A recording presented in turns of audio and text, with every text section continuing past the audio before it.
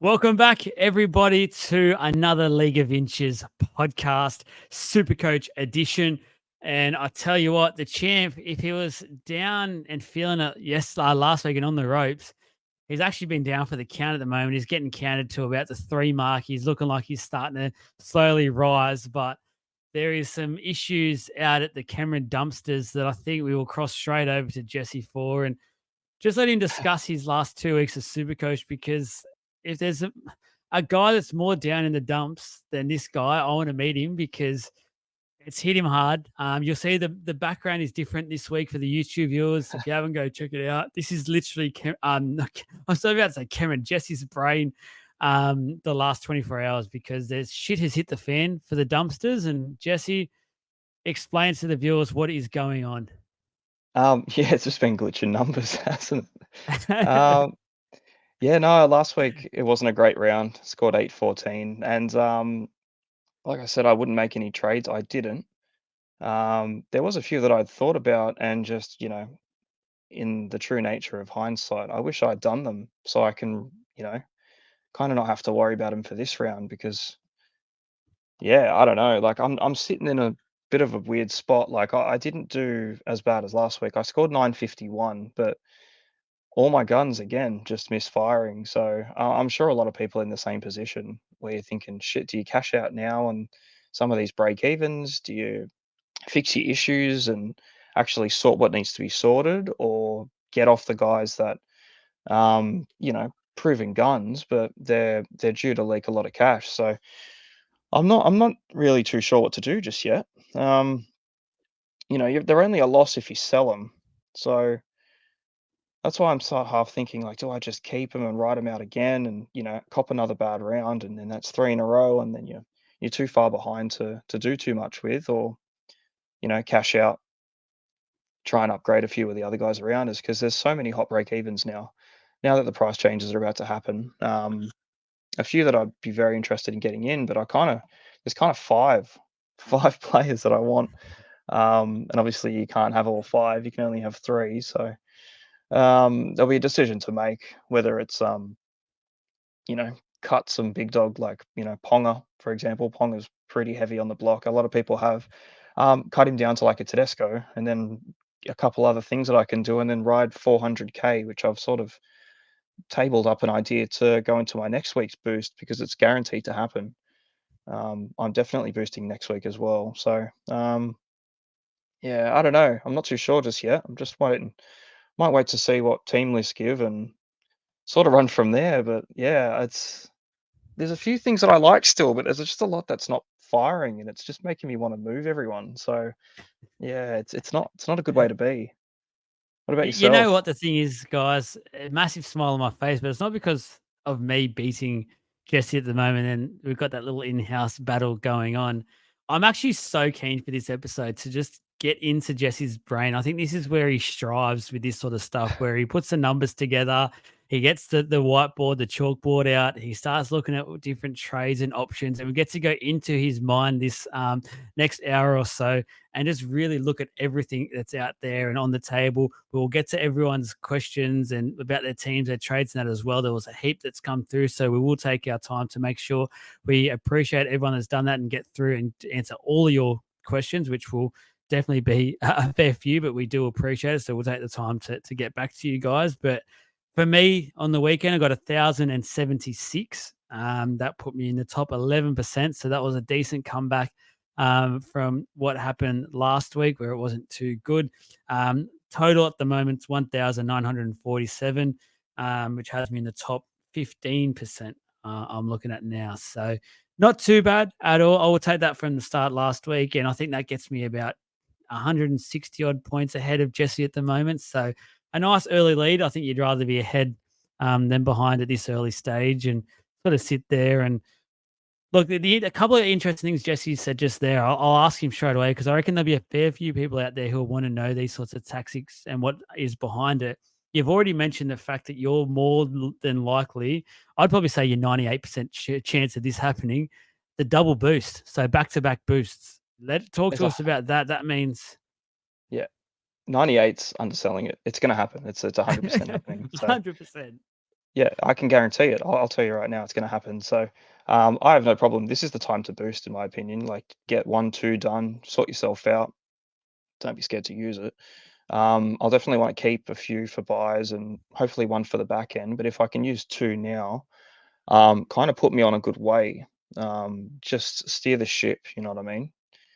Because yeah, two this week wouldn't be enough, and two next week definitely not. So um, obviously, they could fire, and I could trade out Ponga, and he goes, hits 150 against a very very dismantled Storm outfit. Um, and then he doesn't lose anything, and then all of a sudden you got off, your gun 3 weeks into the season. So that's half the reason why I'm half like I just really don't feel like it's a good idea to because it's due. But looking at the Knights, they just don't have it like they did last year. They were well oiled and they were firing, and he was firing, but now they just seem confused. Um, Fingers crossed tomorrow, Gamble's out, Cog is in, and then I won't even be considering it. But I don't know when they Oh, keep running with these.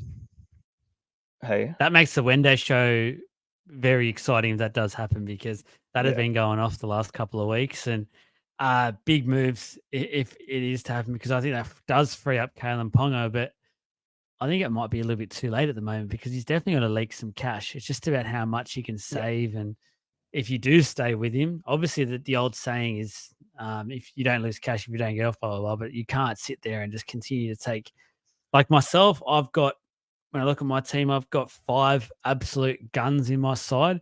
I can't continue on having 5 underperforming guns, and yeah, that obviously means I do need to make at least one change. I'm happy to probably sit with 4, and be confident with that, but I can't have 5, and I'm the same. I think Ponga might be that guy, but I just quickly before we get into our trades and what we're thinking of doing so far, who's our Supercoach player of the week? This can be we take this any way we want. We might go the highest score, we might go to the guy that looks like he showed some glimpses for us.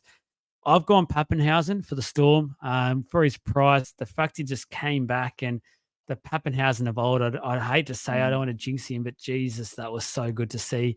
As an owner as well, I was very nervous picking him. I ended up being forced to basically pick him because I did go those 5 guns and I just ran out of cash. It wasn't my first choice. So I did watch the last few weeks very sweaty in a extent, but it is what it is. I ended up staying with Pappy, and I'm glad I did because now I don't think I'll get rid of him anytime soon. I can't see a trade happening unless, obviously, touch wood, something bad was to happen with him, but hopefully that doesn't happen. So mine's Ryan Pappenhausen. Jesse? yeah, I was actually thinking Pappy as well when you mentioned it, but I'm Yeah. probably going to go just for the difference. Isaac Tungo, unbelievable performance. Like he just destroyed it. It was everything that you want in Supercoach, and he's a player that I've drafted as well. I've had before. I'm used to his scores. He's unbelievable. Obviously that edge for the Eels definitely favoured him for that particular game. I wouldn't sort of expect that kind of score consistently by any means, but I still feel like he's going to be, at least top 5 center wing at the end of the year. Like the guy's incredible. So um, yeah, he had a huge rescore up too. He ended on 145 points. It's just nuts. But you can go back and look at last week too. It was a 40 46 he scored the previous week. All in base, obviously, because they came up against the best Storm side that we've seen in ages. So Which is a you know, decent score if considering. that's going to be a good base out of a center who doesn't score any points at all, and then he just gets a sniff, and then all of a sudden he's on 145 at the end of a Neil's team that traditionally do quite well against him. So yeah, man, it's definitely got me interested. It's a bit of a difference too because I like my guys that not super heavily owned anyway. He's only in 1.6% of the team, so in my position to try and claw my way back, it could be a good idea. Um, but yeah, he's a pretty penny though. He's almost 700k. So when it comes down to like if our Holmeses and these kind of guys, I don't know. I'd be half inclined to maybe look down a little bit and just see. So Yep. that's my guy. And that's saying something because you're a massive layback guy, which we will get to as well. Don't get too down on yourself either, because there's a lot of people that have messaged and want your thoughts on their team. So you got to rise back up here, and you got to get back to Supercoach mode for some reason. They don't want my opinion, they want your opinion, and I'm the I don't one know why. winning this battle at the moment, Exactly.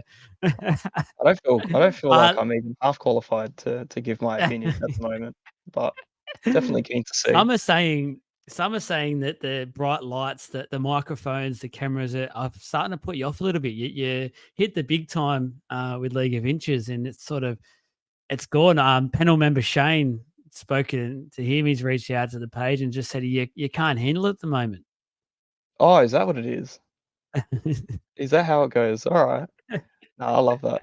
No, Shane's the biggest shit stirrer on earth, so can't take his opinion too much, but, you know what? It's different. Like, I definitely put a lot more thought into this team, and obviously it hasn't worked out too well, so it'll be much more, going back to eyes up footy, I believe. I'm just gonna see Ooh. what I can do. It's kinda worked in the past, but yeah, it's not a good position to be in. 85,000 is just it's a bit of a ways off. So, Yeah, it's hard looking down that far trying to find you, but I'll try and do my best to just keep you included with everything. We're talking about that, talking about what we're going to do. Let's get into our early trade thoughts. This is not locked in, guys. We'll obviously try and lock them more in with the post. I think we normally do. I normally get it out there on a Thursday morning or so, and we'll try and lock some things in for you. But our early initial reactions to things. We will go through the top 10 list as well, but first we'll do our trades. I've only gone the one option so far. I ran out of time tonight, this afternoon, little one, and just doing a few posts for the page, getting them ready for the next day or two. So the one I'm thinking of right now, not using a boost because I'm semi happy with my team at the moment after the score on the weekend. So I don't want to overreact and push a boost if I don't feel like I necessarily need to.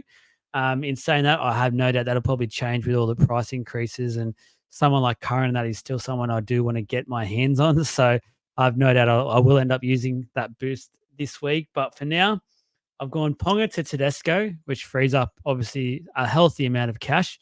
And then I've decided to keep that in the bank for now. Obviously, if I do use that boost or something, use that to upgrade someone. My second one, now, the more I think about it, the more I'm not going to do it, but it was just sort of a temptation while Gagai obviously hasn't been named anymore for South Sydney. I'm not liking what's happening at South Sydney. If he was the first to get chopped, I don't see him coming back anytime soon with Whiten coming back as well. So I think his game time is done for now. I'm happy to get him in later on if he does come back, but I don't see that happening for weeks at the earliest. So I've swapped Strange, who was my 5'8", to the center wing position, and I've made way for Lockie Galvin to come in, who I thought was really promising on the weekend for the Tigers. That then frees me up with two guys who I think are almost guarantees to be in their sides for the short term future, and hopefully bring me some decent amount of cash in both Strange and Galvin, and ride that little wave at the moment. But as I said, not locked in as such. I'll do the more I think about it, the more I think I might wait one more week for that just to see Galvin and make sure he's in the plans of Benji. I don't trust the Tigers completely at the moment with the way their halves were on the weekend and Caesar on the bench. I'm not too sure what they'll do with Sullivan being on what 700K or whatever he's on, something ridiculous. mm, So, but Galvin looks very, very good. So if I'm a betting man, which I am, I think Galvin has to keep that six jersey. He was probably the most dangerous looking Tigers player out there apart from Api Coruscant. So that's what I'm thinking of for now. Jesse, I know you've got many more options than mine, but what do you think about mine so far? yeah, no, I don't mind it, to be honest, man. Tedesco's gonna go up. Ponga's, inevitably gonna go down. And I like Galvin too. I started with him, so there's one I don't have to do, which is nice. But yeah, like Gagai's gonna go nowhere for you, man. And if Galvin keeps, Yeah. chipping away, he's 200K. You can't really go wrong with it. So that's the kind of position that you really want to be in too. Like, coming into round three, you're making some luxury sort of moves. Like things are actually shuffling for their proactive trades.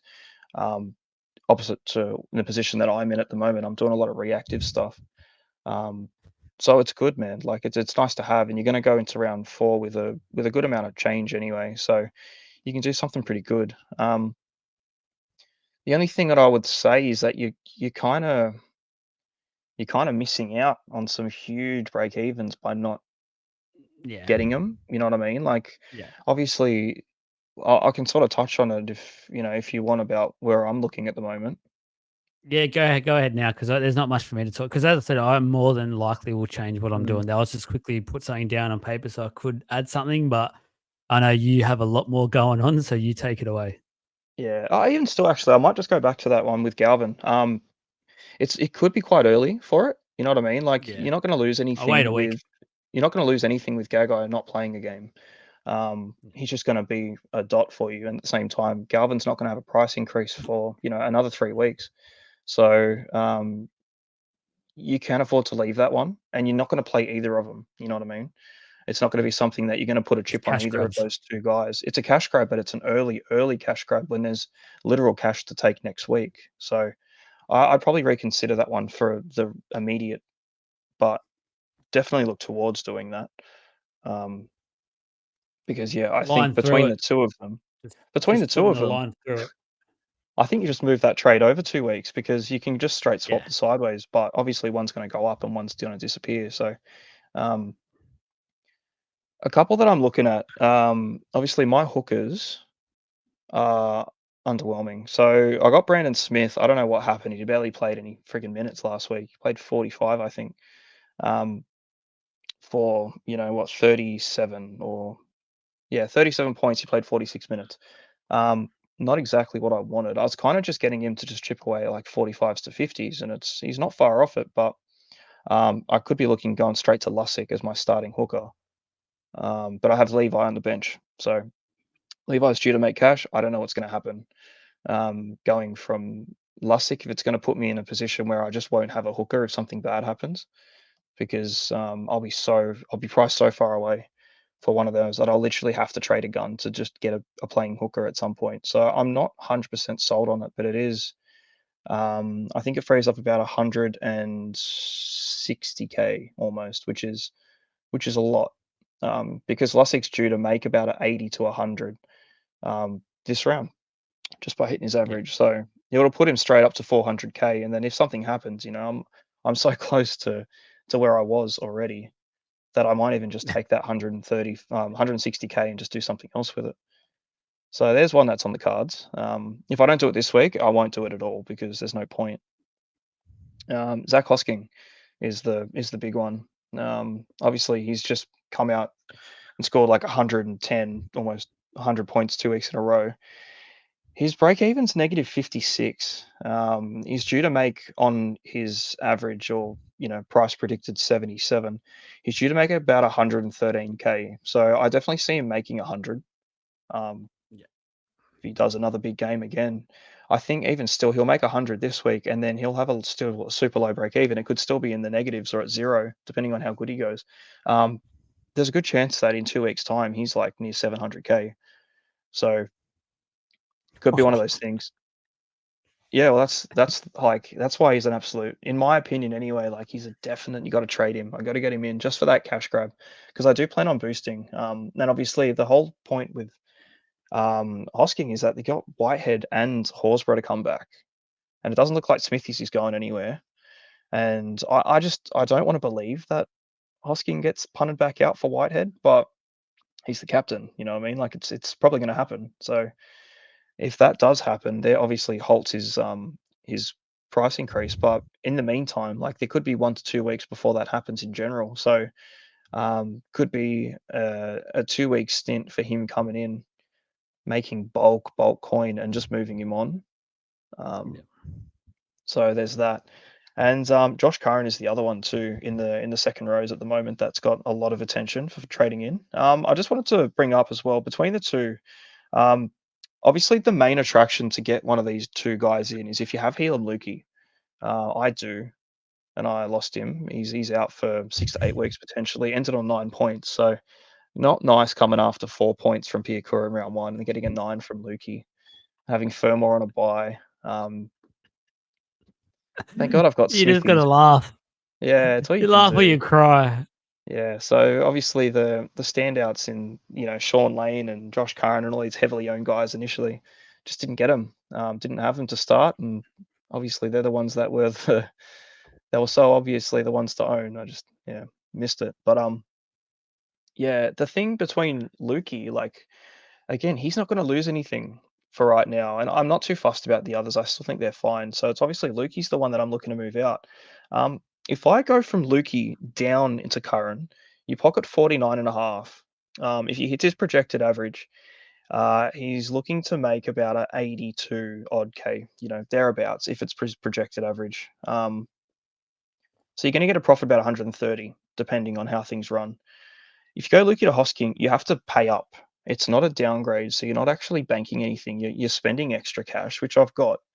Um, if he hits his projected average, he'll be making about 184 potentially over a little bit. So between what they are each going to profit on, between what Curran's going to make on his projected average and minus break even to Hoskins at the same time, they're due to make about the same amount of cash.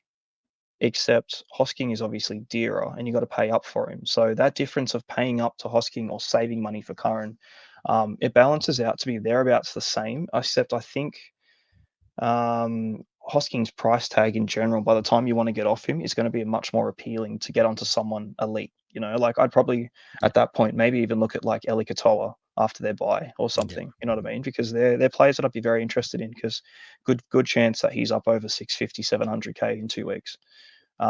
Curran, again, he's done really well. Two injury affected games for the middles. And again, there's still so much uncertainty about what his actual role is. But, if they just keep dropping like flies and his Supercoach game is very, very, it's very good. Like his whole game is Supercoach relevant. So he's a player that I would definitely want to get on too. I just don't know whether it's this week or not. So honestly, this is what I've been doing for the last You've day got and a to half. think. We will obviously do our TLT episode tomorrow night as well. Everyone's lucky and gets us back to back. How lucky is the League of Inches family community? He has to start this week, surely, because as you said, there's another injury in the middle, and we've Yeah. seen it with someone we'll talk about a bit later on in May as well, who obviously was a beneficiary of that and getting to start, which was fantastic for all the super coaches that did get on him and been on him to start with. So props to myself for that one. But honestly, he just feels like more and more like a guy you just simply have to get on, Curran. Like, and I currently have Firma, and I'm just getting more and more happy to part ways with Firma already. I know it's only been 1 week with him, very underwhelming for mine. The more I think about it, as soon as Fafita's back, he'll be the beneficiary of having four inside. No doubt about it. I should listen to my guy. I changed it last minute. I think Jesse actually ended up convincing me on one of the podcasts. I was like, "Yep, Fermor is the one to go on here," and I actually ended up changing him and Curran around. I think the day or two before kickoff, and I just think, "Fuck, what have I done?" That was the one thing Yeah. I do regret. I am. Because I we actually peeled the curtains back before the dog started, and I think actually maybe it was midway through. Me and Jesse would chat pretty much every game about Supercoach and how people are doing. And I was cheering on Karen. I was like, "Yeah, Karen's great." And Jesse's, "Oh no, you got him." I'm like, "Yeah, got him." And then back of his mind, he didn't show I didn't actually have him, but I thought I did. And I was talking about obviously then a draft team that actually has him, but Mm. yeah, I was cheering on the blokes I didn't even have. No, Spewing. it's just supporting the game, man. But that's another point too that I was thinking, like, if I wanna do that move, obviously, I've only got 3 trades this week, so, like, the Lussick trade could be one to make that big jump of cash, but it's in a position that I don't really care about, you know what I mean? Like, if Grant just sorry, not Grant, if Brandon Smith just goes back to playing actual minutes, I don't know what happened and any reason he didn't, it's so-so, and if you get Lussick in, fair enough, he makes a lot of cash, but he goes to 400K, and then, like, where do you go from there? You know what I mean? Like, it's not actually making any cash for him in the media time if something goes wrong because you have to go somewhere from him. So I don't know. It's not super exciting. As someone I want to, use my one spot for the boost on. There's the Hosking trade, which I'm pretty keen to do, Lukey to Hosking, and just try and get that 2 week bump to someone who's going to change. Yeah, Gonna kind of, steer my fucking mess into the right way and hopefully get me some good points. Or Curran at the same time. But then again, if I don't do that Curran trade this week, there's a good chance that Curran price is out to be very close to what Firmal currently is priced at. Um, yeah. you Got might to have do to it this pay week. 10, 20K more. Not necessarily. Um, that's what I'm thinking. Like if I don't see anything too exciting, because Fermor's not going to change price at all for another week. So if Curran comes out and just looks the goods, and his price goes up, he's sitting at 500k. If he starts at prop and he gets that run to be potential dual position too, I'll be definitely keen to do a Fermor to Curran swap. Yeah. But again, I haven't seen enough of Curran to want to get off him yet. Because, sorry, Fermor. I haven't seen enough of Fermor to want to get off him to go to Curran, considering one's an 80-minute back row and edge. In a so far underperforming team, because the Titans look like shit, to the Bulldogs, who just look, equally as bad, but for the guy that's coming off the bench and we don't know what his role is yet. So it's so messy at the moment. I'm not sold. Like there's no one here that's an absolute standout. Got to do it right now to change your fortunes. Besides just a quick cash grab out of Hosking. Yeah. That's the only thing that I'm like really keen to do. So there's that one. My other second Well, row we did is we did warn we did pre-warn everyone about this as well, saying that if we did go the mid cheapy vibe that we ended up doing, you would probably more than likely get one or two right. You'll get one or two wrong, yeah, and there'll be one or two that are just sort of meh. They'll just do so that what they're priced at. So hmm, personally, me, I feel like I've actually got that pretty much right, bang on our prediction. So I've got say Lane, who's I think is doing great things. Wong's sort of just around his price, so he's not going to do a huge increase at current rate, but he's not someone at the moment. He'd be a luxury trade for me. I'm happy just to ply with my trade with him. I just hope Trent Robinson, and we'll talk about this probably more tomorrow night. He just needs to seriously hurry up and sort out what he's doing with these minutes for his forwards, because they actually looked a bit all over the shop yesterday because of hmm, this. It's like he's just trying to give everyone some minutes and be. It's like back in schoolboy footy or something. You're like, yeah, no, make sure everyone gets some minutes out there to play. Everyone have fun. No, we're here to play Super Coach. Get this bloke on the field, Wong, and give him 80 minutes. You fair dinkum nutter. Smithies is obviously Smithies. I think if you haven't yeah, got Smithies by now, you make sure you get him, because he's an absolute freak. He's just going to sit there and continue to get us some cash, I reckon. So might not be huge, but it'll be enough. And then Shan obviously got in him late for the Melbourne Storm, and just please keep Blore away from this side, because I'm loving Shan at yeah. the moment. Yeah, I'm glad I got on him. Hey, I was pretty hesitant to, but I only honestly the only reason I did was I had Salmon in there. Thank God I don't have him anymore. Because I was like, I just need an extra 90k for no reason. I might just have to take this into the bank, and I'm glad that I did that. A few things that I wish I'd done with that 90k early on, but it's all right, man. It's fine. It's all good. We'll find a way. So yeah, I've got Chan, I've got Smithies, Lukey, Fermor, Piakura, Tupanua. It's I don't know. I don't know what to do just yet about that Couple of mess. boo So, boos.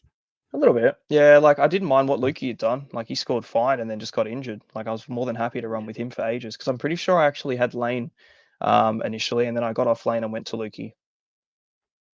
So that was where I yeah. done that swap. So yeah. Do you have any other trade options for now you want to talk about? You want to wait, and they'll probably come up as we talk about everyone Um else's as well. But if you have any others that point out or jump out at you, oh well, just with the obviously the elite guys too that everyone's trying to work out. There's so many guys that got high break evens. You know what I mean? Like you got Cleary with 151, and Nico Hines with 175. I'm not considering trading either of them still. I know they've both got buys coming up early days anyway, round four, no, round five, round six, for Hines and Cleary. Dylan Brown's got 103 break even, which is, it's pretty big. My fullbacks are Drinkwater and Ponga. So in the fullback race, out of all 10 of the gun fullbacks you could have chosen, I picked the worst two and the two most expensive. So yeah, it guts me a little bit. And I didn't and pick them guys, because of their price point. he's loved this as well. He has absolutely loved the fact he's done this over the last 24 hours. So Yeah, yeah. So I Drinky didn't was pick his them man because 2 weeks ago. He was his man, and now he won't be sending him any Christmas cards this year. nah. Look, if I'm gonna go out either of the two, if I'm gonna trade one of them between Drinky and Ponga, it's Ponga.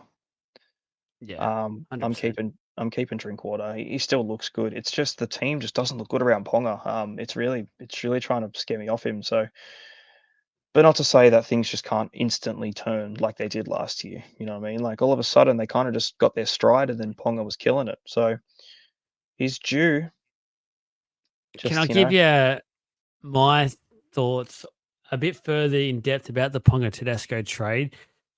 The other thing I can see happening is I go to Tedesco. He continues to rise in cash and does what he does for the short term. I actually don't mind the Roosters roster for the next the draw, sorry, for the next probably 5-6 weeks in the lead up to Origin as well. So I think I'll probably hold him all the way into it.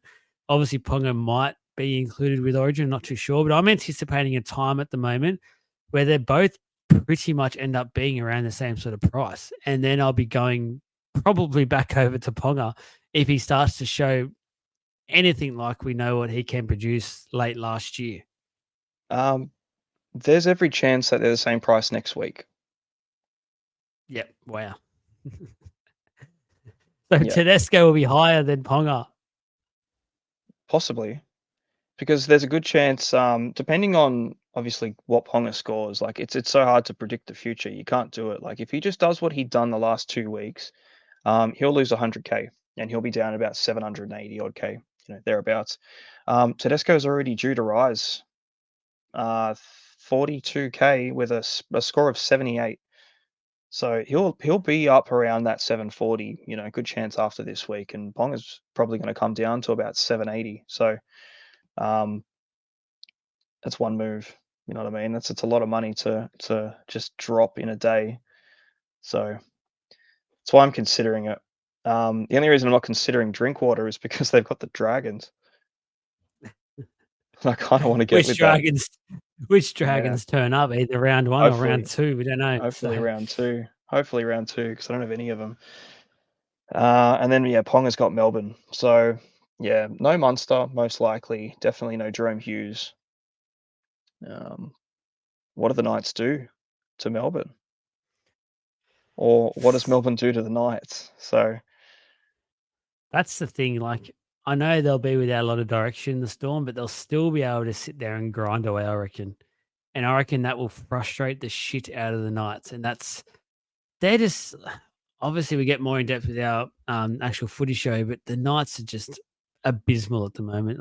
I know they were very close against the Cowboys. They got unlucky to lose that one, but the Cowboys weren't good either on the day. And the Knights attack, their just control of their halves are just non-existent at the moment. That needs to change. Cogger needs to come in, and that will free up Ponga. As soon as Cogger comes into this team, I'll be seriously looking back at Ponga and trying to get him back into my team. I've got no doubt about it because that's the sort of player I think Ponga needs to excel once again. But it is what it is. We will continue on.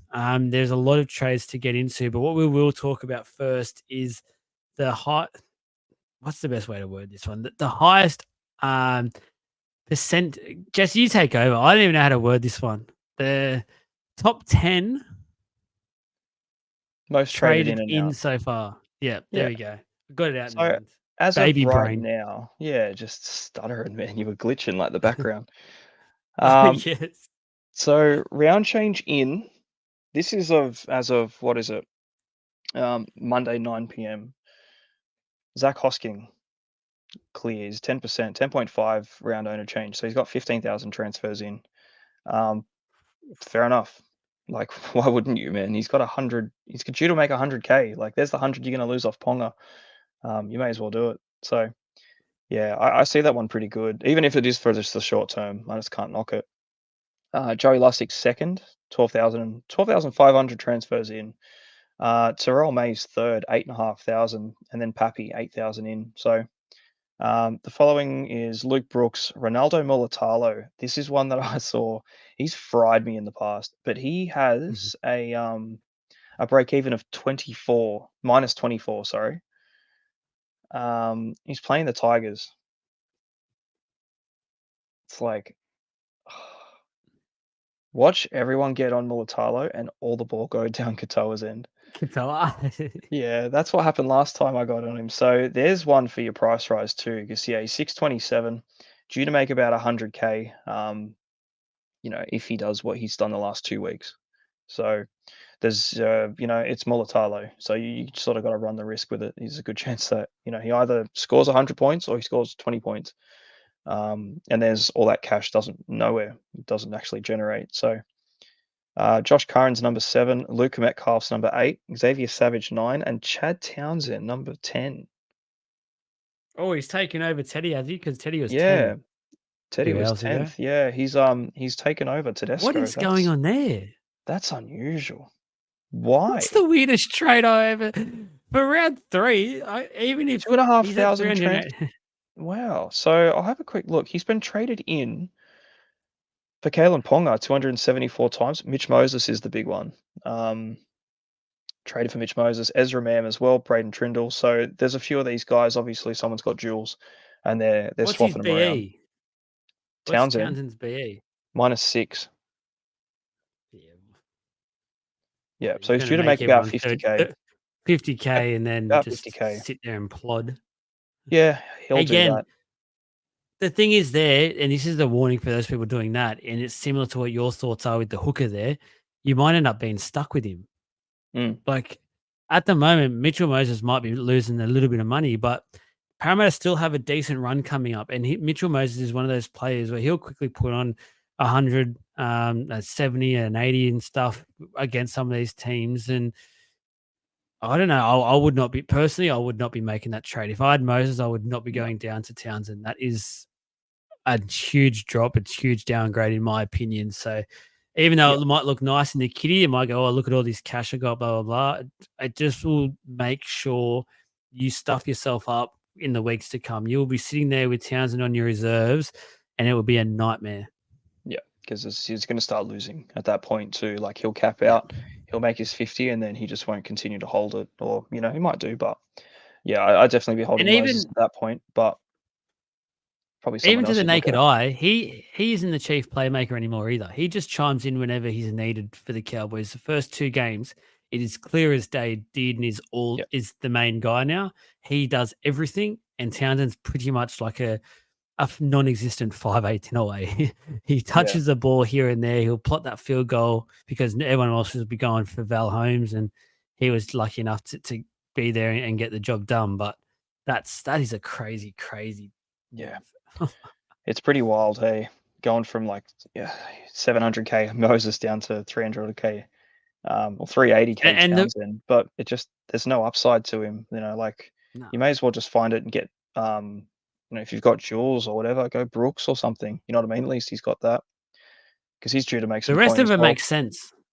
The Yeah, rest of that top 10 makes complete sense to me. So, big time. and that's saying something because I know in the past looking at these sorts of lists, there's always been a few you go, "Oh, I don't know about that," but literally I can't even fault any of those at all. Like, we did have our chat about Luke Brooks. Personally, I still wouldn't be going there, but I can understand why people are going there. Like, he's looks phenomenal so far.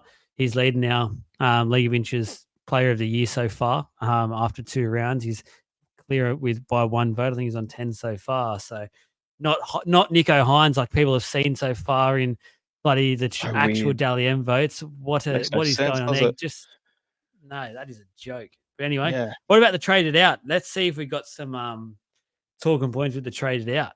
So the most traded out player is Ponga. I think people had enough, Fair. and rightly so. Yeah, he's just due to lose so much. In a position that's got a lot of talent in it, you're allowed to want to look elsewhere for it. I think. Even with you got your Cleary and Hines, like if you got both of those two, like both of us do, um, there's not much other talent floating around at the moment that I really want to go that far down to. Like that has the same ceiling. Hines disappointed and Cleary are disappointing at the moment, and they're still scoring 70, 75 points. Obviously, round one was an anomaly, but yeah, like in a game that Hines did next to nothing attacking wise, um, 75 points. I captained him. I was hating my life after he scored 75. I thought I'd done the wrong thing. He's the highest scoring player in my team. So it was madness. So at that point, I'm just like, oh, I just don't think at the moment it's as much to worry about because you got SJ underperformed as well. So is Moses. Jerry Evans a bit to the point too. Jerome Hughes looked really good for that, for that game, but now he's going to be suspended for one, and then they have a bye in round 4. So if there was an out to make, they're not available yet. So I still feel like, you just take the loss on the cash and you just keep running with them because they are the best too. But with fullback, man, you've got Walsh flying. You got Latrell somehow scraping points together, really making them look good. Teddy's back. Pappenhausen's back. Um, who else is there at the moment that's sort of flying high? Even Turbo to an extent. Obviously, he didn't do too much, but he looks good. Um, he just looks better. Latrell's a There's just tough one. yeah, it's gonna go up. Latrell, he's going to go up, and actually looks at their draw. It actually starts to look quite enticing coming up, which has me seriously considering a move to him very soon. But just with what's going on at South Sydney, the noise is getting louder. How he's been obviously, I was about to say out of character, but it's probably in character for Latrell over the last few years. We're unfortunately used to this sort of stuff from him. Again, though, he's so frustrating to watch because it's Yeah, just like clumps of points where you've pre-warned everyone about it. Like he'll be sitting there doing nothing, and then, like again, that Broncos game, he would not have scored anywhere near of what he scored. And then that break, try, the kick, the goal, yeah, celebrate. He ended up getting an extra 45 points just from that move alone, and that was the last play of the game. So, yeah. or very close to it. So, it's it's such a I don't want that headache at the moment with my Supercoach team the way it's going. Oh, 100%. Yeah, I'd hate to get off Ponga to get onto Latrell. You know what I Yeah. mean? It's just like at the moment, it's one headache that I've got to deal with to an even bigger one. But the benefit is they both kick between Ponga and Latrell. That's where Walsh kind of has that bit of a standout, I think, compared to the others at the moment. Um, he's. I just feel like he's got to move mountains to get that score. Yeah. Like he only just scored a bit more than Latrell did, and he did so much more for it. Um, he just has so many errors in his game. So I don't know, but he is kicking now. But at the same time, like he's kicking at the expense of Adam Reynolds, who won't be there. How much are they going to do? Is he going to take the reins now? Like, is it going to be bigger for Walsh than ever, or is it going to hinder his performance not having Reynolds next to him? So I not think it goes up. Like I really liked his game this year, but as you said, I feel like for a super coach point of view, because he has to do so much to get those points, I'd rather just be the safety net of James Tedesco, who I know what I'll get, and that's just what he does each and every week. And it's not the thing with Tedesco, he's not doing anything out of the ordinary. Like he's not doing any mm, huge plays to get these points. Like he's just doing his game, and it yeah. just naturally gives him super coach points. Yeah, yeah, no, Tedesco's looking probably the most appealing for me at the moment. It would be Pappenhausen if not the round four bye. Yeah. Because there's just too much going on at the moment to worry about it. I don't think he's going to really change too much in cash either, Pappy. So if it's something that I need to swap Drinkwater down for maybe in a couple of weeks, I'm not afraid to go to Pappenhausen at the same time and just have Pap and Teddy. You know what I mean? Like anything can happen after this week. So I'm not 100% yet, but it's there's a few talented fullbacks out there, man, and they're all doing really well, except the two I've got. So it kind of burns if you make a decision on one of them. Um, who else have we got Uh, floating around? There is another one that's in there that obviously he's on a bye this week, but the Hammer, your ooh. boy, you Yes, didn't I get got off him. him. Yeah, you got off him, And and then look he what. produced what he produced, so but that's Yeah, what you're gonna get from the Hammer, isn't it? You're gonna get weeks like he had on round 1, and then you're gonna get weeks like he even in round 1, though, he did actually score quite decent still, and he had a shocker of a game, so maybe the tide's turning for Hammer in Supercoach. Maybe he's gonna be this consistent 70-point player, which if that's the case, I don't know what I can do this week, but obviously you're not trying to get in this week, it's next week's move, next but week. I'm there is definitely a temptation to go back to my man I'm and looking just at put up the Hammer. white flag and say, I Yeah, got it wrong with your hammer. But again, that just means I need to generate some cash this week to make that happen because I don't want to let go of, say, May, RTS, Labour. They're the three that I've got higher ups on at the moment. It'd be to add to that forced guy who at the moment I can't do a straight swap for. So I need to be working out ways to get some cash going this week to make Hammer a liable option for next week. And yeah, it's with the ownership out, I think we only did Ponga, didn't we? We didn't even cover the rest of them so quickly.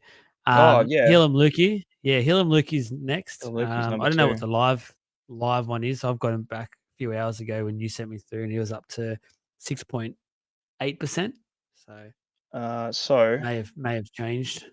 no, he's up there. It's 7.9%, but he's 11,300 Yeah, people traded out Heel and Lukey. Got to do it. obvious why. Yeah, Yeah, it's clear that one. Unless you just thought you'd have bigger fires to put out at the moment, and you thought you're not worried about losing money on Lukey because he won't lose anything at the moment. If you've got something desperate to fix, and it's not him, like I can sort of see why you wouldn't, but it's a lot of money to just be sitting there.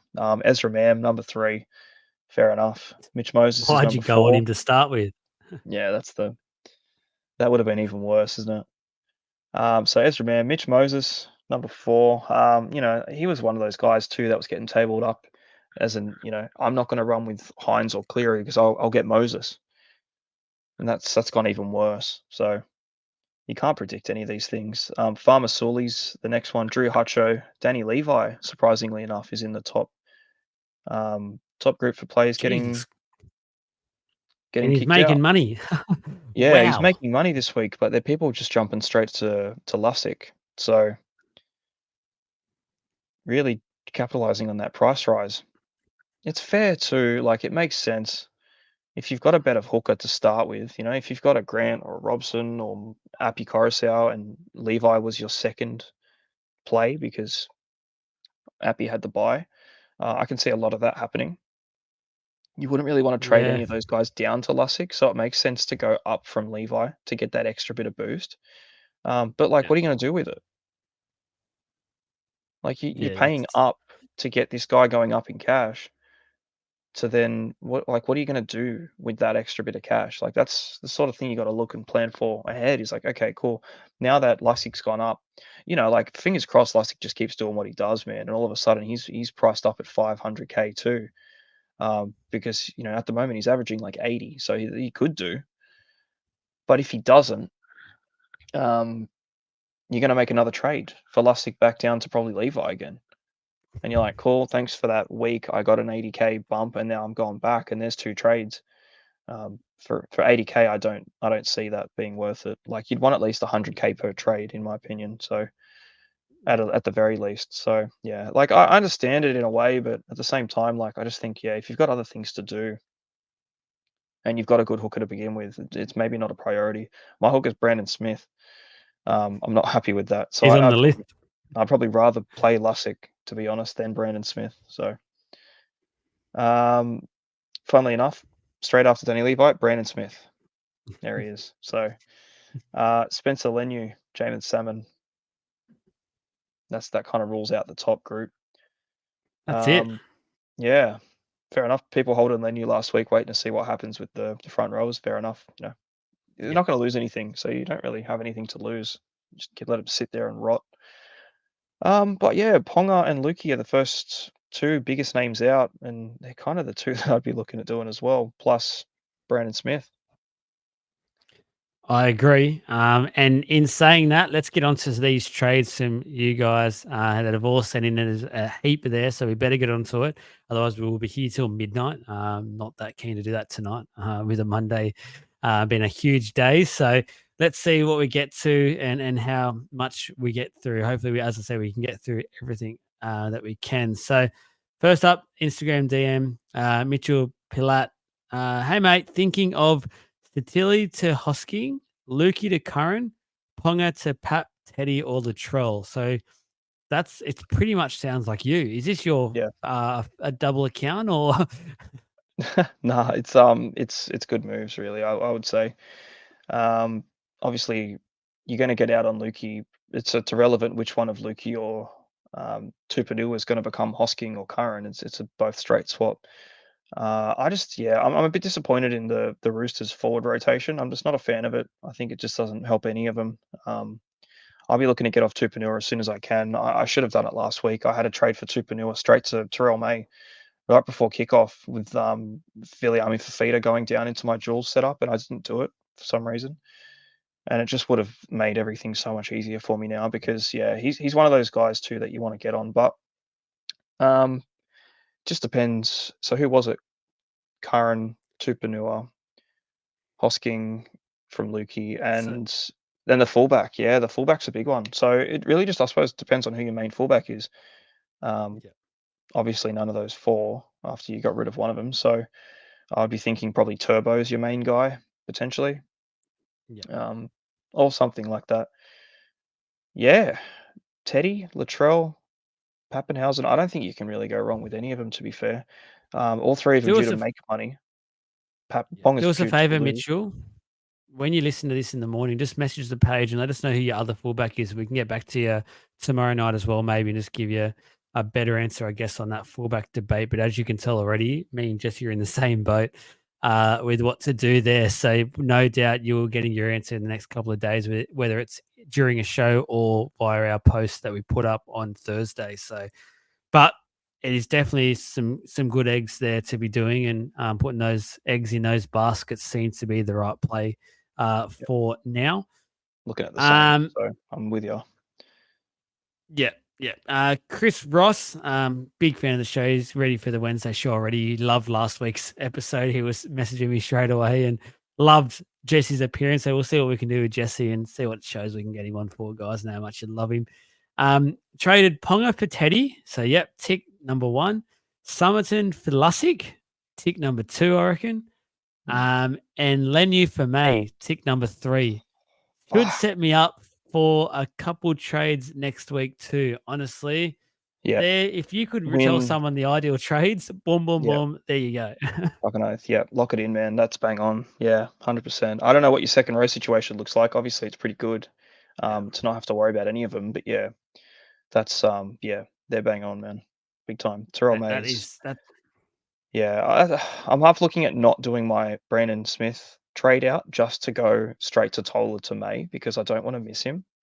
Um, Yeah, it just, yeah, it's one of those things. I think that's more of a priority at the moment, to be honest with you, having Terrell May I than anyone else. Yeah, fucking pretty solid trades. I think there's another account here that could be yours. There's a on Instagram underscore Baker Lucas. The full 25 for me. Haven't been interested as previous years. Look, it has been a tough start, but the thing is, I think there's a lot of people in the same boat. So Yep, get on. This is, to be honest with you, as much as it is frustrating to see, it's actually also the most fun part of Supercoach. I feel like when you're in these sorts of situations and there's ways to switch around. The way I see it now, if you're in that sort of situation where you're over already going, fuck me, I can't get back from this, you're in the best shoes because you got nothing to lose. Go for broke. Go for those players that will get you some early cash, but also go for some that get some of those big moves in place, I reckon, because as Jesse said already, he's keen to just rip and tear now, and that's the sort of mind frame I reckon you got to have. yep. Yeah, it's like playing Football Manager and then picking a team that's almost relegated. And you're like, "Fuck, Yeah, I gotta win the Premier League with these guys." So, yeah, it's sort of yeah. where I'm up to with it. Like, let's just start, you know. I had the most fun preseason doing team builders, and now that I've actually settled on a team, I fucking hate it. If Take he me went back. back and looked at his screenshots, guys, there's probably every other team better than the one he has ended up choosing, which just shows the luck that has been this Supercoach season to Yeah, start with. Sully's underscore ventures, ma'am. I didn't know how I ended up with him when I had Brooks there all preseason. Well, obviously you didn't listen to us, mate, because we said from the start he was never an option. I think we said it 2 or 3 times in different shows. Ma'am man is was not a never. Supercoach option. So you bet you're kicking yourself, but don't worry, we're kicking ourselves for a lot of stuff as well. Yeah, to be Again, fair, you're in we didn't there's a say Brooks was. cruise ship. We didn't say Yeah, Brooks was. I still, if that's your trade, man, to Brooks, obviously right now, I don't mind that. That will get you some cash. I don't know if Brooks is the long term play, but you never know. Manly look very, very good. So I yeah, could be eating my words. We could get to round 10, 11, and you're sitting here going, are you ready to apologize about your Brooks statement yet? And I'll probably say, yes, I'll have to apologize. So I'm not putting it past Brooks to not keep this up. I'm just very cautious because of obviously what we've seen him previously at the Tigers, where he was the main guy. But fuck, he's working so well with yeah. DCE and Turbo. It is so good. And the thing is, he's not getting the ball all the time. It's just picking his moments perfectly. Quality It's ball. Yeah, beautiful. I'm almost at the position to say that I am gonna admit that I was wrong on Luke Brooks, maybe even after 2 weeks. Um, he looks good. Like, he's definitely impressed me. I've got him in a draft team as well, so, like, at the moment, I'm obviously watching him a bit more too because I do want him to do well. I want him to do well anyway as a player, after the shit that he's gone through, but he does look really good, man. He almost looks so good that he's gonna keep Cherry Evans quiet. Um, and at the same time, I don't know if it's gonna be too red hot for Turbo, to be fair, because here I am thinking, or both of us thinking that, Cherry Evans and Turbo gonna run the show. Brooks is just gonna be a plotter. It's fucking Brooks doing everything.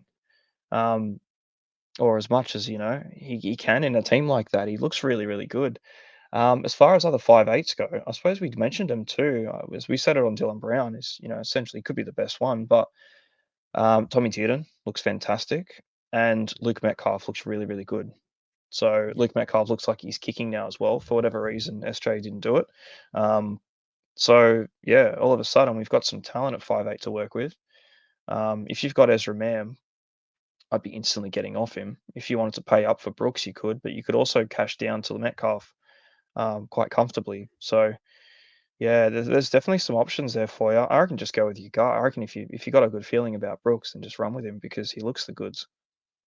Yeah, we haven't got Brooks right so far this year, so why start now? Just get on Brooks, and you'll probably get 100 this week against My the draft team Parramatta has Eagles, and I got him in my and draft, and, so and come I'll back be on there fun. for it. Yeah, Um, Blumcam underscore Whiten in. Sorry, but do not put Whiten in your team yet. If he isn't yet, you've got time to wait. Just see what yeah, happens because I don't want to touch anything to do with South Sydney at the moment. I've got Kepi. I want to find ways to get off him, but I can't at the moment. He might lose me a little bit of cash, Kepi, but it won't be enough to warrant panic stations right now on that move. I might just take another hit this week in that prop forward position, but widen in, no, I wouldn't do it yet. I'll just wait to see what happens. See what happens position wise as well. Obviously, with Ilias, looks like he's been dropped moving forward. You just got no idea what's going to happen in that back line or halves pairing. So, not yeah, yet for mine. yeah. I'm in the same boat. There's no rush to get him. You're completely uncertain, unproven, and is he going to be a center? Is he going to be a half? Like, what's he's going to come into a team that's just dropped their halfback too. So don't know what the preseason for him looked like. Whether or not there was many things built up next to him all, but it's going to be a very different little spot for him to be in. And I think that you can afford 3 weeks off him. At least give yourself two to have a watch if you're that keen. Um, And the thing is, this week, your main priority is cash generation. yeah. If we're being fair dinkum, like I'd even take a hit for a couple of points if it means cash generation. So that's where you want to set your team up for the long term run of this season. It's so vital, as you said, the next couple of weeks, and that's why you're entertaining the idea of using at least two boosts straight off the bat. That's what you got to do. Whiten at the moment would not be getting you any cash whatsoever. And you never know. That could be a risk because in 3 weeks' time, he might be so poor that he's going to lose you cash straight away as well. And you've gone, why the hell have I rushed and got Jack White in my team when all these other players look like they're going to be getting cash? So, as we said, Mm. wait a week and look at the Hammer. Hammer would be a perfect option and probably cost a bit less than White at this stage, even though I don't know what White costs, but I'd assume it'd be probably a little bit more than the Hammer going off last year's form. Whiten, no, Whiten costs about 540 if I'm going to take a stab in the dark. Um, Hammer's 600. So 600. Yeah. yeah, but the thing is, like, the Dolphins draw looks really good. Yeah. Um, Hammer's got a really low break even, and he's got a week off before he has a price increase. So I'm personally probably going to be looking at some way to get my team geared up next week to go Hutchison straight to Hammer. It's going to cost me about 250K. So um, or actually maybe just a bit under, but like what I've looked at, even just right now on the screen, Ponga, Totola, and Lukey out for Tedesco, May, and Hosking, it gives me 250K Live straight off the trades. We bat. love it. Yeah, yeah, it hasn't stopped. So that's a thing that I've looked at doing. If I planned on leaving my hooker situation as it was, which I planned on doing initially anyway, and then I can get myself an actual good center wing to pair up with Sheck and May. and just get rid of Hutchison because that's not working for me. So many things you can do, but I think, yeah, for the minute, you just got to work out those price rises and not look at guys that aren't going to change this week. Yeah, You got if you I got a couple agree. of weeks on them, just leave them. L underscore trade 23, Lukey for a teaspoon of cement. Now let's not be like that, guys. Come on. You can't help injuries. Unfortunately, he looked like a really good option. Personally, for me, I was a little bit cautious, so I didn't get on. Luckily, so at this point, I was actually worried after round one that I made a mistake, but that is the game of Supercoach. Let's not be like that. Come on. He's got a poor kid's got an injury now. He's out for a few weeks. So don't wish that upon anyone. Jacob dot Chamacy. This is all the Instagram still, guys. I haven't even touched Facebook yet. Pappy to Pong. Hang on. Yeah, sorry, no. Ponga to Pappy. He's done it the opposite way around here. So Ponga to Pappy, Lukey to Hosking, and then Poasa Farmasili to May. 100%. Lock it in. Okay. Oh, Yeah, guys, I don't know what you lock it guys in. are asking us questions for. You guys are doing better than we are at the moment. So, no, Yeah, that's great trades. That is, again, that's ding, ding, ding. 10 out of 10. You've submitted your classwork into the teacher and A plus. yep. No, it's pretty easy to think, man. Like those three guys are guns, and they're all going to make cash, and they're looking so good. It's like, yeah, if you've got issues to fix, it seems like the going trend obviously is Lukey Ponga out. Um, Yeah. Tedesco, Hosking, and May are the three guys that I've literally got on my screen at the moment before I press confirm for the next 20 minutes before I change something up. But they always look good. Yeah. They're all going to be revolved around that. Can't go wrong. Sam.wiggy, hunt for Daily Cherry Evans, gamble for Brooks, and Caesar for Hawkins. I like this one because it's different. That's Yeah. pretty nice to hear there. Are you writing this one down just to because it's different names? Is that what you're doing? No, I was just thinking. Oh yeah, okay. So yeah, So hunt for Hunt for Cherry Cherry Evans. Evans, Okay. gamble for Brooks, He started with and then gamble. Caesar for Hawkins. I am writing that one down. Um, yeah, I don't know. Now, I don't know. Like I wouldn't go from Hunt to Cherry Evans. I don't see the point in that. Um, because you're paying up too at that point. Let me just go to my players and I'll just see what the pricing's like because I'm sure Cherry Evans is much more expensive than Hunt is. Hawkins, obviously, like we don't know. Are you relying on the cash that you'll get from going Caesar to Hawkins? I think that I'd imagine that's about 140K. Um, to be doing a Hunt to Cherry Evans move, like, because that's a big pay up, and then obviously gamble to Brooks. Like, I feel like that one in itself is a bit of a no brainer, but um, again, it's using a boost too to do three. sideways, But there's three not halves downwards in a here, so way. like who I don't know which ones he actually has in his team because there's three halves there. So I'm a He little bit must have confused. he must have Hunt and Caesar as his like halfback, and then he must have Gamble and someone else in his 5/8. I'm guessing. Like his the rest of his team must be absolutely stacked. It must Oh, it would have be to be. impressive to have this money sitting here with that. But as you said, like I would not do the Hunt to Daily at the moment. That's just a bit too sideways. And look, as much as the Dragons were disgusting on the weekend, they did perform very, very good the first week, and Hunt was decent. Cherry Evans, as good as Manly have been going, he hasn't been the Cherry Evans that we've known for Supercoach. Like he hasn't been scoring much at all. So there's no reason at all. If I was to say anything at the moment, I actually would rather, if I had to own one of these, I'd actually try and own Ben Hunt. I wouldn't go for Yeah. Cherry Evans. So the price difference between Cherry Evans and Hunt is like 180K. Um, and Cherry Evans has a break even of 122. So you're Wow. paying up 180K to get Cherry Evans just to lose probably a lot. Hunt's break even is 60. He's probably going to hit 60. Can't do that. I'd be definitely holding Ben Hunt for that one. And the Gamble to Caesar for Brooks. Hawkins, Yeah. No, just wait. No, Wait to do no, anything with either of those. They're not even moving cash this week. There's no point no. Well, unless you look. neither of them are gonna move cash for 2 weeks at least before Caesar does. One, he's gonna go down. Um, Hawkins, don't know what's gonna Hawkins happen hasn't with got the Hawkins. jersey yet either. We don't No, know. like We're we're only just going off assuming that rumors.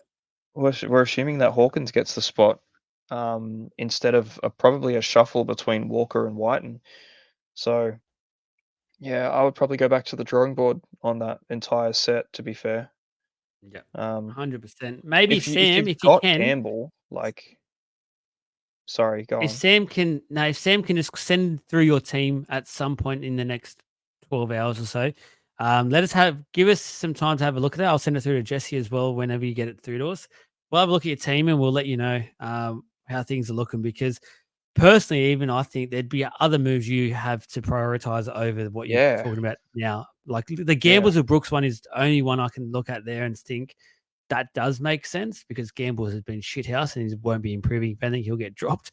Um, there has to be other things in your team going on that we need to just check and look at it and see that fourth half, whoever it is, whether it's a starter or a bench, and just see what's going on there. So, as I said, once you listen to this, just send through your team, please. The Knighthood, Sonny Luke, Spencer Lenu, and Sean O'Sullivan out for Matty Croker, Chad Townsend, Tuku Tapuka. Sorry about the pronunciation. I think that's the Sharkies guy, that the bench player who came on last week. So I there's nothing here that I like, if I'm being no, honest. nah. Don't waste your boosts on trades like that. Yeah. You know what I mean? Like, there's no benefit to any of them. Like, none of them are gonna make you money. You're in a headache with these 3 guys that you currently have. You're gonna be in a headache with those 3 guys as well. And they're not gonna do anything for you. I think it's the quickest way to burn your trades out. If you've got issues, then definitely boost them, but I don't know who 2 of those people were. Um, and Yeah. you're gonna get them in, they're gonna not do anything for you, probably go backwards, and then you're just gonna have to trade them again, probably for a boost. So, um, yeah, maybe don't No. do that one. No, and we've already said no to Chad Townsend. Like Tapuka, you don't go out of your way at the moment to be getting a bench forward in unless its name is Terrell May. That's pretty much the only bench forward I would go out of my way Yeah, to get, apart from Fina Funawaki, who we might talk yeah, about a little bit with now Lukey being injured. He will move to the start, but he's not someone like that was his first game on the weekend. I'm sorry, but you can't be going out. He won't even be getting a price rise this week, so you don't know what's going to happen. He might come mm, out on the weekend for the Sharks and play 3 minutes. So he's gone back down to he won't be making any cash, and you're going to be stuck with a player who's 200 and something k, cheap as chips, and you won't be able to move from him. There's yeah. no way you want to be doing that play at the moment. No. If you don't have Liam Henry, I think he could be a good shout as well for a cheap forward if you're looking for Yeah. one. Because Fisher Harris is probably going to be gone for a fair few weeks potentially. So, you do have a cheap out option if you need one, who's actually going to get game time. Just keep an eye on team lists, I think, before you bring in other guys like that in. I agree. Just quickly moving over to Facebook now. So, um, first up, Michael Donaghy. Again, everyone, thank you very much for getting in, back to us and letting us help you guys out. Really do appreciate all the comments that we have got. I only put it up about 4 or 5 hours ago as well, so it's been great. Ma'am for Ma'am to Galvin, Satili to Hosking, Gagai to Curran. So obviously there's some jewels in that he's able Mm, to do to make that work. And he's just written down there a quick buck. So obviously to get the quick buck, then yeah, I don't mind that at all. If that's literally the reason what you're doing. And as I said, if you're trying to set your team up, very important week to get some things right. And if your key objection there is to generate some cash for your team, then that's some pretty decent moves, I reckon there. yeah, yeah, man. Like They're all going to Is go up. me Like, what's me at the moment with Mam, can you yeah. just quickly check what's his actual BE? Like, what cash is he looking at losing this week? I feel like it's less significant than it would be because he wasn't that tier to begin with. Um, Holy Because crap! what I'm Even still, he's 532k. He still has a break even of 108. Holy okay, yeah, get off him. So, Before they got oh my Penrith this god, week, so get off. fuck, it's a good chance he gets single digits. Um, his projected score is 42, and he's projected to lose 56K. So his actual score will be about 9, and he's gonna lose hundreds. Yeah, get off. I was Yeah, gonna say I'd hold be for jumping. a week and maybe not go on Galvin yet, but with what we've Mm, spoken about, but if it is to do that, then I can yeah, understand. there's 30K up to get Brooks, I and was about to you say that'd actually be you bank 50K going to Metcalf. I'd do this if I was him. I'd actually pay up because I reckon he'd have some money in the bank with the other two trades. I would actually go up to Brooks for now just to take that price rise. And then you've got 2 weeks to watch what Brooks does. And then before Galvin will have his first price increase, I'd just see what happens there. I think Brooks will hold his price and continue to go up a little bit. I'd be going that way. I'd actually go meme to Brooks. Okay, so he pays up from him. He pays 30K up to get Brooks, so he's 30K down. And Brooks is due to make about 30 to 40K. So that as an initial net spend of about 70 difference. Metcalf, you save 50, and he's due to make about 50. So in a week, you'd Okay, you go actually Metcalf. netted more going to Metcalf. Yeah. Um, That's still just yeah, quick cash. it's quick cash. Metcalf. Obviously, their actual figure is lower, and to start with, like Metcalf will still be cheaper than Luke Brooks come next week. But going down to save that bit of coin like build on it. It's the same argument that I had against going up to Hosking as opposed to going down to Curran from Lukey. And what you do with that extra bit of money, you've either spent or saved. So um, I feel like either are both a good move though. Like they're Yeah. both really No. solid. Obviously the Warriors, Raiders, Knights, and the Rabbits next three. Like I'd be pretty keen to take those three on. Yeah. Yeah. Um, No, I don't mind that at all. I just don't think go to Galvin yet. As you said, like that's put me off it. I've yeah, already put the pen through the Galvin option for now. I'll just keep just for waiting and now. I'm not trading him in yet. That's all good. As you said, yeah, I reckon Metcalf is the better option there. But if you Well, you are know what? relying on having that, he might need the cash to make those other two moves. Yeah. So it just depends on where he's at. Manly's got the Eels, then the Dragons, then the Panthers.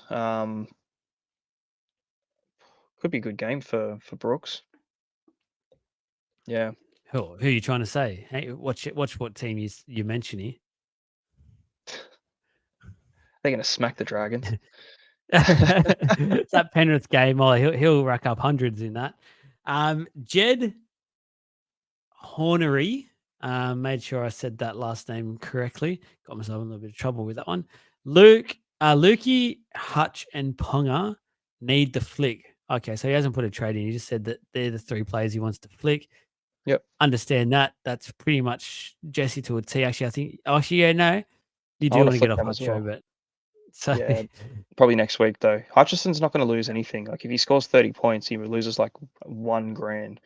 As much as I don't wanna have him anymore, I have bigger issues, I think. Like I don't think he's a rush to get out. Like he's not gonna lose shit. If anything, hopefully he scores more than 35 points and he actually makes a little bit of cash. he should Um, against the Titans at Belmore. Surely that's well a game where he can get that's a 40 or yeah. 50. Yeah, if there's any week to do it, it's that one, and if he doesn't do anything again, just get straight off him. But I'd be looking going straight from him to if I can afford it, if I can make that work, I'll just be going straight to the hammer, um, and getting that rise out of him too. So Yep, yeah, I agree with that. We've already spoken about the others. Shannon Giles, Lukey to Hosking, yep, tick. Ponga to Paps, tick. And Hutchison to Mulatalo. Geez, if you can yeah, make that work, that's huge. That is that's a huge big tick for mine. yeah. So I tabled the idea up about actually moving Torpiki into my bench fullback spot, and going Ponga to Mulatalo, just for that stint, just while the hammer's on his bye, because yeah, if Mulatalo does do anything significant to the Tigers, he is going through the roof. So you could sell him. You could literally get Mulatalo in for a week, have a blinder out of him, sell him instantly to the Hammer, and bank more than 100 grand out of it. Don't hate it. Um, you probably find yourself in a good position to maybe even keep Mulatalo for a little while because um, the draw looks pretty good for the Sharks for a little bit anyway. But yeah, it's just you're just doing it for the cash grab. But no, if you can go from Hutchison to Mulatalo, I'd be doing that for sure.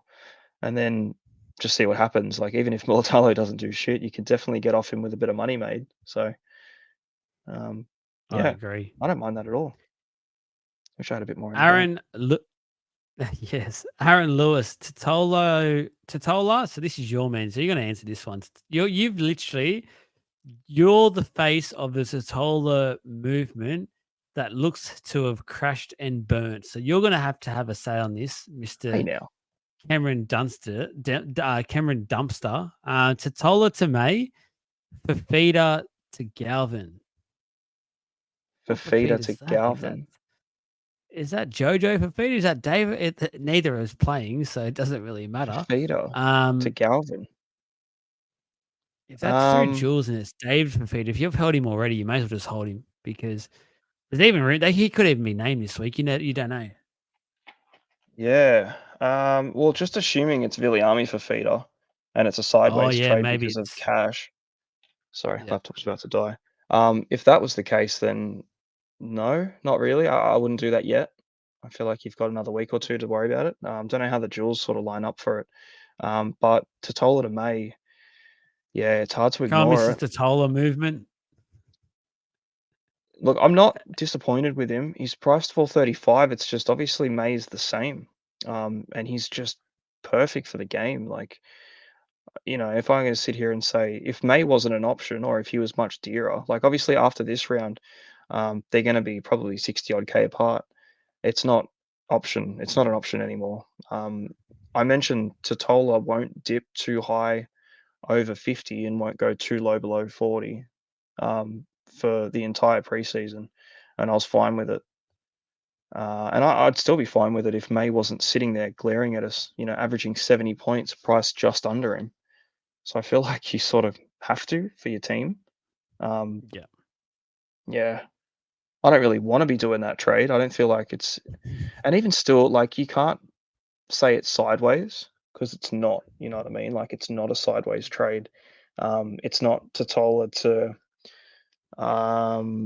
who else is around his price? Leo Thompson, very similar output at the moment.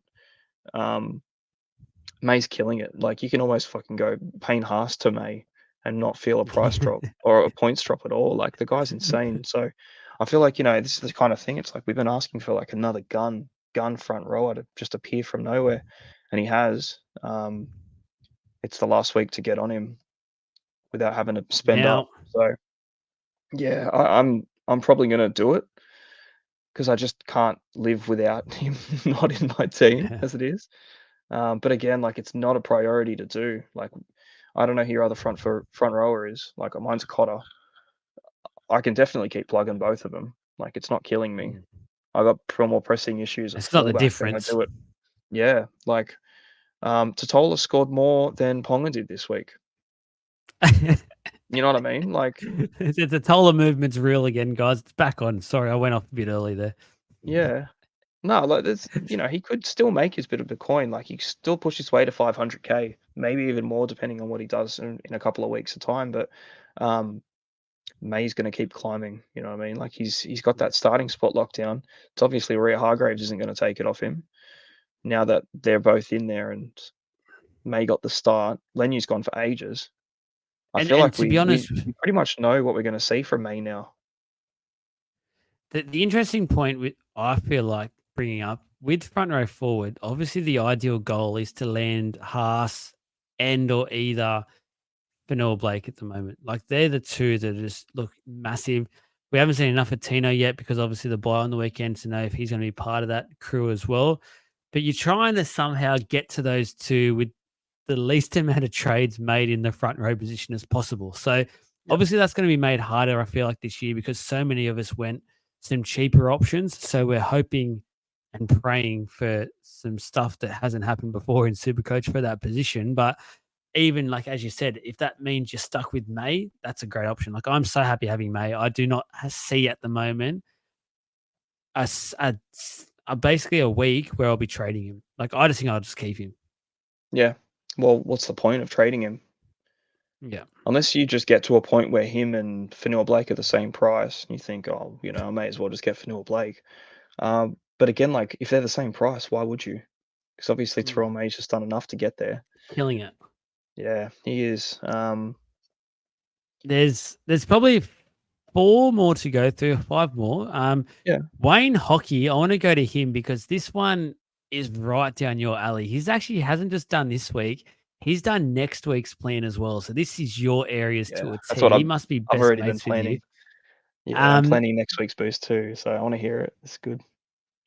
Honestly, it's almost identical to what you're thinking as well. It's Brandon Smith to Lussick, Lukey to Lane, Ponga to Pappy, then round 3, so after round 3, Hutchinson to Hemmer, Flanagan to Galvin.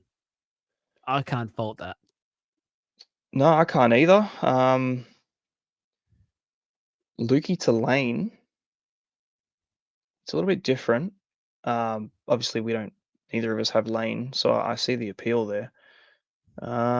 Yeah, no, like, fair enough, man, fair enough. Like, the thing is you got no Ponga, no Pappy next week, sorry.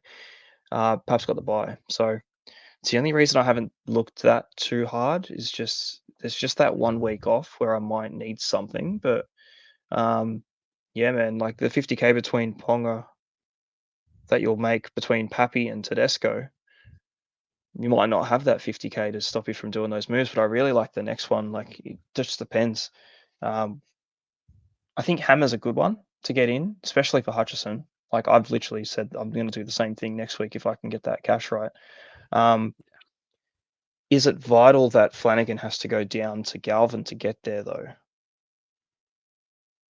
Yeah, I So, don't like, as much as I do get excited by Galvin, I don't think he's gonna be one of those guys that get us up to 600K or something. Like, I don't think it's gonna be no, that significant, the not price rises. So, not necessarily, no. It's just obviously he's got 100K out of doing that move, probably for a pretty yeah. similar output. So, like, I see it, and 100K is where I would wanna be, making money on a trade. So, um, yeah, no, I don't mind it at all, man. I think it's really good, and I think it's probably a smart thing that you are planning for next week at the same time, because you just don't wanna get caught going week to week and be like, "Oh, what do I have to do this week?"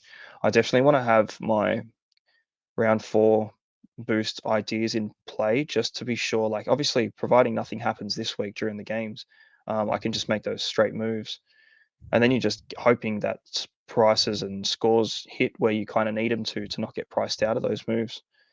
But, I'm not opposed to a round 5 boost neither.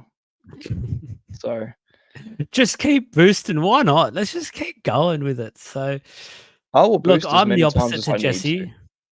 I am So, not a planner. I just go week to week. I just learn in Supercoach. Just too much shit can happen. And the week that you try and plan everything is the week 4 players will come out injured and 4 will get suspended for 15 weeks. So yeah, I've been burnt in the past. So I'm just going to play week to week Supercoach. And so far, you know what? I'm beating the champ. So it's working, baby. It is yeah, you're working doing to a alright. T. Jake Carter, Levi to Lussick, Moses to, Townsend or Brooks. I mean, he doesn't seem too impressed by the fact he has to do that. No, Lukey to Curran or Flanagan to Curran. Hard choices. Well, first off, mate, the fact that you're and ahhing already about that trade, I would not do. We've already spoken about it to at least to Townsend. Brooks, you might be able to convince me a little bit more on that one. But again, as I said, Parramatta do have some decent looking games coming up. Like they go through Manly this week at Combank. So Moses is a different player. But the thing is, obviously, with his injury as well, he's not moving as freely as possible. Obviously, he's still wary about that. But then after that, they've got the Tigers, then the Raiders, which will be a hard game, the Cowboys, and then the Dolphins. So Para's next 5 isn't too bad. And I feel like you can get some decent points from Moses. That's obviously why you had Moses to start with as a stopgap solution to mm, probably either Cleary or Hines, and you're hoping that he didn't lose much cash to do so. I don't think he's going to lose a truckload with that run coming up. Not with how much Cleary and Hines are already going to lose as well. Yeah. You know, You can just like hold him, just ride it out. they're all going to lose money at the same rate. Like the gap between Moses and Cleary now might be the same in 2 weeks' time after they've both just leaked a whole bunch of cash. So, um, if you aren't convinced on who to sell yet, or you just don't really want to be doing that, or it seems sideways and pointless, like I definitely wouldn't be going from Moses to Townsend. Like this is the second time we've seen it. Yeah. You know what? I don't feel qualified to say at the moment, considering my overall position, but like, fuck, maybe that's the play. Maybe go straight to Townsend. But I just, yeah, Do it. everything in me is telling you it's a bad idea.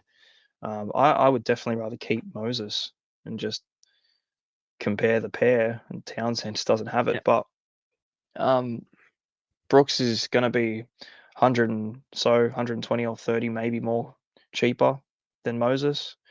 Um, who is going to make money. So like that's your play, I would say, definitely over the two, over him and Townsend. Or you could just keep Moses, just ride it out because he will come back. Like they all will. All these guys that are dropping cash now, like they will eventually turn their tide, and they'll get good again. Um, but I suppose it's like, all right, I'll just get off them and get back on them when they are good again. Hopefully they've dropped a bit, but you've got to be, smart with where you're putting that extra bit of coin. Would you Mm. go Lukey to Curran or Flanagan to Curran? Flanagan to Curran, Kyle Obviously, you can do that Flanagan. with Jules. Yeah. Um, Flanagan to Curran, Lukey to Curran. Well, Lukey's injured, so Yeah. you go Lukey and you go down to Curran and you bank some cash instead of keeping an injured Lukey on your bench. Don't know what Yeah. you're changing with your 5'8" spot, but you're paying up. From Flanagan to Curran, it's 110K. So He can probably move Strange to 5'8", but yeah, I agree with you. You'd be getting the cash while you can. Like, even though we said if you had other things, it's not desperation times to move Luke, you can wait that 1 week. In this situation where he's injured and you're tossing up that and there's cash on the table to grab, you just grab it. There's yeah, I I would don't think say there's a so. question. Definitely. Yeah. Ian Stewart, Levi to Lussick, we've spoken about that. We don't mind that at all. Everyone's getting me tempted to do that move as well as we speak. So I probably will be. I'm more than likely to use my boost now, guys. You've all talked me into it. Last and the funny thing is most of these trades we've read out all involve a boost. So it just seems like the week to do it is obviously round First 3. round. Levi to Lussick, Lukey to Hosking, Ponga to still deciding. Well, welcome to the same boat as myself and Jesse because we are still deciding as well. Glad we're all in the same boat there. We are all human. Yeah. The rest, yeah, again, we've already spoken about it. So there's not too much to look back into with that one. But I do agree with all of those trades. Let us know who you end up going to from Ponga. See if you pair up with what we decide to do. Ponga to Donny Be Good. Love that name. Donny Be Good. Ponga to Pappy. Lukey to May via Cotter. And then Marju to May gives me 700K in the bank. I'm guessing May's the other May. So Sure. both Yeah. Mays coming in. Look Both out. Mays. It's a May. Yeah. Are you the Bulldogs by any chance? You're trying to sign the Just May unlimited brothers? salary cap. Um, yeah, so getting off Ponga and Marzu to go, yeah, Yes. you're gonna bank a He's had lot it of up. money, man. Don't blame him. 700K is fucking out of control. You're gonna be in a position next week after that to do literally anything you want. Um, Yeah. it's not a bad place to be considering, And but to be just honest, the yeah. players he's going to is score us all scoring. It's not like he's downgrading to people who are going to give him 20, 30 points. He's downgrading to people who are going to give him nice score still and free up cash. Like that's ideal. That is what Mm. you want as a super coach. Yeah, so he's going from Marzu to um To Taylor May, May. Taylor May, So what's Marzu? 789. Taylor May or 465? 50, yeah, yeah, something like that. Yeah, 460 odd. That's what's that? 330 odd. That's a shitload. That's a lot. Yeah, Lukey to May makes you I'm money. surprised that you don't have May to begin with, considering you spent so big on Marzu. Lukey to who? Lukey to May via Cotter. Okay, so moving Cotter into your second row. Um, I still feel like his value's at front row forward. I wonder who the other front rower is. That's the reason why he doesn't want to move him out. Because I can do the same thing. I can move Cotter down as well if I really wanted to keep Totola, but you know, at the same price, I'd I rather sound just like a capitalize. I sound like a broken record, but don't it be good? Message the page. Let us know your team so we can see a little Yeah. bit more about this Just be good one to see the because that teams is when you send these through because it's just yeah. obviously it's all relative, you know what I mean? Like it's so easy to say, oh, this guy's the guy to get in and this one's so much better than the other, but it's entirely team dependent. Like if your team doesn't need Yeah. it and you got a burning hole somewhere else, like I would probably try and put the fire out before I made the luxury things, and that's the What kind we of might position. start doing, we Mm, might actually because what I feel like with this Sunday or Monday show, whatever day we get around to doing these review shows, I think it might be better to maybe do that. Maybe we'll get a few people to send in their teams. We'll just put them up on the screen and actually look into them and the trades that you're thinking of. We'll work out how they work and stuff and just look at your teams. I think that might be a bit better to do, a bit more interactive as well. Have it on the screen so the YouTube viewers and stuff as well. Might be a good way to go about it because we all know obviously what's happened the weekend that was. Everyone who's playing Supercoach is watching the scores and refreshing it as we go. So there's no point us sitting here saying, "Oh, so and so scored well," blah blah blah. You all know that. So we'll do the sort of stuff where we get in, we talk about the highest percentage to sell and trade out, etc. And then we might get into a couple of your teams if whoever's brave enough to get it put on the screen, which at the moment me and Jesse are not. you can look at my team and laugh if you want. I just if It's just hard, like, even last week, I looked at it and I thought, "No, I just don't wanna make any trades yet," because I just still feel like there's talent there to go, and I still feel like there is, you know, like, you look at Hines and Cleary and Drinkwater, Ponga, Dylan Brown, see these guys and you think, "Fuck, I just got that'll be fine." It's just not happening, no. and that's the thing too, like, obviously, it just shows once those guys don't fire, like, the score just does not come, so, yeah. Um, Bo McDonald, second last one here. It's just a point that I actually do agree with, and me and Jesse spoke this off air. Grant is about to stand up without Hughes or Munster. I like that shout. I wouldn't be selling Grant if I was a Grant owner. The way I see it, he's done pretty much nothing in 2 weeks, and he's been able to get 60s and stuff. So he's been able to score decently while a lot of the good gun players are struggling, and they're getting like 20s and 30s and stuff. So consider that Green isn't playing anywhere near what he probably can do, and he's scoring that. And with those two gun players out, I don't see anything but Green increasing points wise and doing a lot more in this week, especially without both playmakers.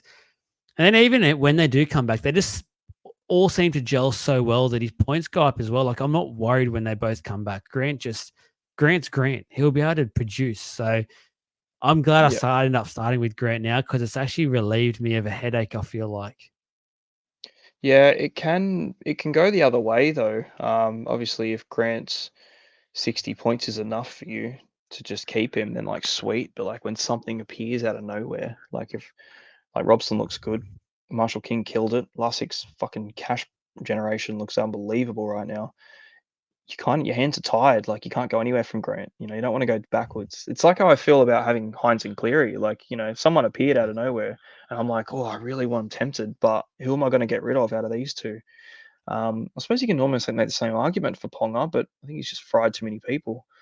Um, Going into the season, like Ponga was the top dog, same as Grant.